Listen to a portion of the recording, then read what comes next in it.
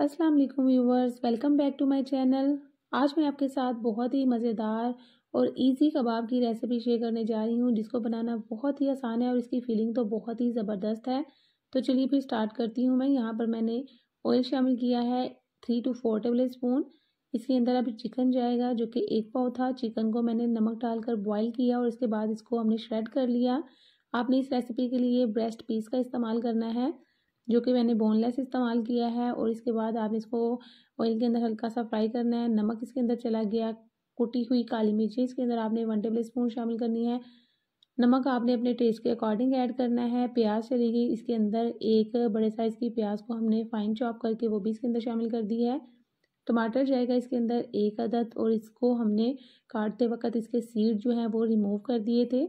शिमला मिर्च चली जाएगी इसके अंदर। अगर आपके पास रेड और येलो वाली शिमला मिर्च है तो आप वो भी इसके अंदर लाजमी ऐड कीजिएगा। इससे कलर कॉम्बिनेशन जो है वो बहुत ही ज़बरदस्त हो जाएगा। हल्का सा आपने इसको मिक्स करना है और इसके बाद इसके अंदर मैं पिज़्ज़ा सॉस ऐड कर रही हूँ। पिज़्ज़ा सॉस इसको फ्लेवर देने के लिए है। 3 to 4 टेबल स्पून आपने पिज़्ज़ा सॉस ऐड करना है, क्योंकि हमने स्पाइसेस में बहुत ज़्यादा स्पाइसेस ऐड नहीं की थी, सिर्फ नमक और काली मिर्च का इस्तेमाल किया था, इसलिए मैं पिज़्ज़ा सॉस भी इसके अंदर ऐड कर रही हूँ। अगर आपके पास पिज़्ज़ा सॉस इजीली नहीं मिल सकती तो फिर आप इसकी जगह चिली सॉस भी इस्तेमाल कर सकते हैं। अच्छा सा आपने मिक्स करना है और मिक्स करने के बाद आपने चूल्हे की फ्लेम ऑफ कर देनी है। बस इतना सा काम था और मज़ेदार सी हमारी फिलिंग जो है वो रेडी हो गई है। चलें इसको अब हम ठंडा करते हैं और ठंडा करने के बाद इसका अगला प्रोसेस क्या है वो भी देखते हैं।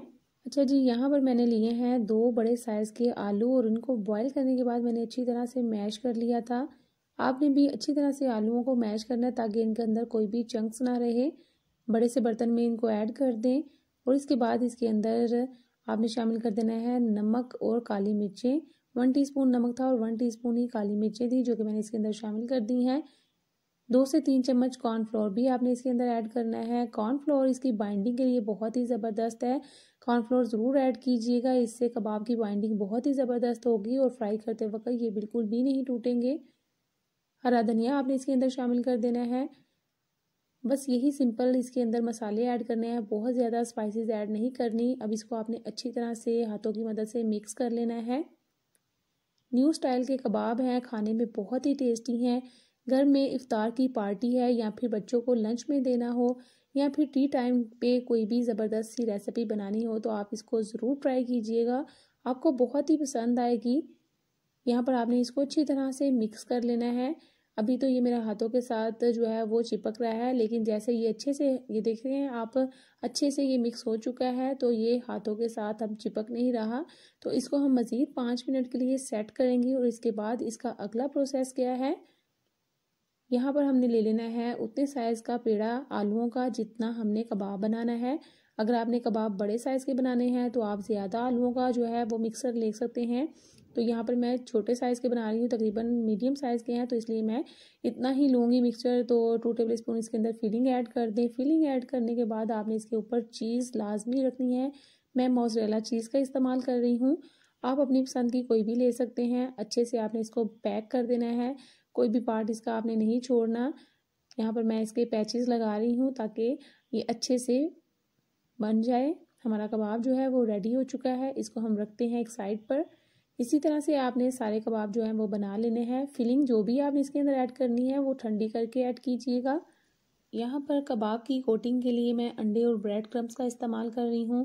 अंडों को तोड़ने के बाद आपने अच्छी तरह से बीट कर लेना है। अंडों को फ्लफ़ी करने के लिए इनके अंदर आप दूध का इस्तेमाल कीजिएगा, इससे अंडे बहुत ही अच्छे से फ्लफ़ी हो जाएंगे और कोटिंग भी बहुत ही ज़बरदस्त होगी। नमक और काली मिर्च इसके अंदर अगर आप ऐड करना चाहें तो कर सकते हैं। अब आपने कबाब लेना है और उसको पहले आपने अंडे के अंदर डिप करना है और उसके बाद आपने इसके ऊपर ब्रेड क्रम्स की कोटिंग कर देनी है। कोटिंग आपने अच्छी तरह से करनी है। जैसे ही आप इसके ऊपर ब्रेड क्रम्स की कोटिंग कर लेंगे तो इस पॉइंट पर आप इसको फ्रीज़ भी कर सकते हैं, लेकिन इस रेसिपी को आप 2 से 3 दिन से ज़्यादा फ्रीज़ नहीं कर सकते, क्योंकि इसके ऊपर वाली सारी कोटिंग जो है, लेयर जो है वो आलूओं की है। तो आलूओं वाली रेसिपी को आप ज़्यादा टाइम के लिए फ्रीज़ नहीं कर सकते, क्योंकि जब आप इसको फ्राई करेंगे तो ये टूटना शुरू हो जाएंगे, इसलिए इसको आप ज़्यादा टाइम के लिए फ्रीज़ मत कीजिएगा।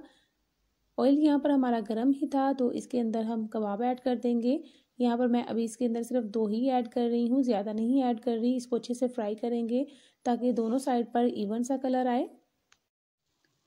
सो गाइज़, होपफुली कि ये वीडियो आपके लिए बहुत ही ज़बरदस्त रही होगी। वीडियो अच्छी लगी तो इसको ज़्यादा से ज़्यादा लाइक कीजिएगा और अपने फ्रेंड्स और फैमिली मेम्बर्स के साथ इसको शेयर भी कीजिएगा। और काइंडली अगर आप चैनल पर नए आए हैं और इसको अभी तक सब्सक्राइब नहीं किया तो प्लीज़ इसको सब्सक्राइब कर लीजिएगा। यहाँ पर हमारे कबाब भी फ्राई हो रहे हैं, बहुत ही प्यारा सा कलर आ रहा है। जैसे ही ये फ्राई हो जाएंगे तो इसको हम स्ट्रेनर में निकालेंगे, या फिर आपने नीचे इसके कोई भी पेपर रखना है और ऊपर कबाब रखने हैं ताकि एक्स्ट्रा ऑयल निकल जाए। कबाब बहुत ही क्रिस्पी बनेंगे, बहुत ही टेस्टी बनेंगे। इसको आप किसी भी इफ्तार या फिर टी टाइम पार्टी में इंजॉय कीजिएगा। बच्चे बड़े सब इसको शौक से खाएंगे। अपना और अपनी फैमिली का बहुत सारा ख्याल रखिएगा और मुझे भी अपनी दुआओं में याद रखिएगा। एक और नई रेसिपी लेकर फिर से हाजिर होंगी, तब तक के लिए मुझे इजाज़त दीजिए। अल्लाह हाफिज़।